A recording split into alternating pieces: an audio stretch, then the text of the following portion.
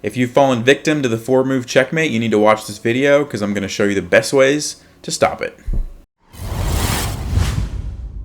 So I'm going to show you 2 different ways to prevent the 4-move checkmate. The first one is going to be after they play e4 and you play e5. So let's look at this one first, and then we'll come back and look at another option. So bishop c4, threatening your f7 pawn. So I want you to play knight c6, which is the move that most people play. It defends your e5 pawn, and that's totally fine. Now white is going to either play queen f3 or queen h5. Both of these moves have the same goal. They want the queen to end up on this f7 pawn, which would be checkmate. So regardless of where they go, h5 or f3, your goal is to block the queen. That's what you have to remember. Block the queen from getting to f7. So in this case, if the queen's on f3, how do you do that? Well, you bring your knight out to f6. So you've blocked off this file so that the queen can no longer get to f7. And now you're just in a really good position. You have both knights controlling the center. White has their queen on an awkward space, and black is just better here. Now let's back up a move.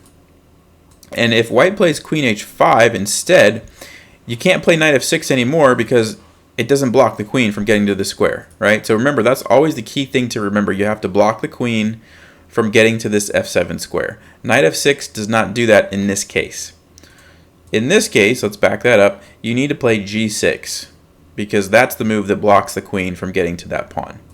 Now most people in this situation will go back to f3 and try once again to checkmate again. So if you remember the rule, well, we have to block the queen. Now you should be able to see that knight f6 is the move now because again it blocks the queen from getting to that square. And there's one last trick that a lot of people will play. They'll bring their queen over to b3. And again, they're attacking the same pawn, but now you can simply defend it with queen e7. And black's in a great position. You're going to follow up by bishop g7, castles, and black is just better. So that's the first way to prevent the checkmate.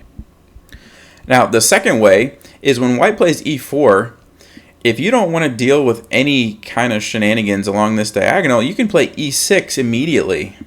And this is called the French defense. It's a fine opening for black. The idea is that you're going to follow it up by d5, and if white captures your pawn, you can simply recapture with your pawn, and you have nice control in the center.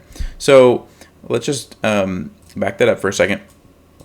Just to point out, if white does try to do the same thing anyway, so they play bishop c4, you can just continue with the plan, play d5, and if they capture you, you capture back, and it's defended by your queen, and the bishop's not even attacking the square anymore because it's blocked by this pawn. So this is a very easy way to just stop the 4-move checkmate immediately. Just play e6 and d5 and learn how to play the French defense. Now, some people don't like that. They like to play e5, and if that's you, then you can prevent it the other way that we talked about by blocking the queen. But if you're okay with playing the French defense, just play e6 and d5, and you don't have to worry about the 4-move checkmate at all. That's all for this video. I'd appreciate it if you give it a thumbs up if you learned something, and good luck in your next chess game.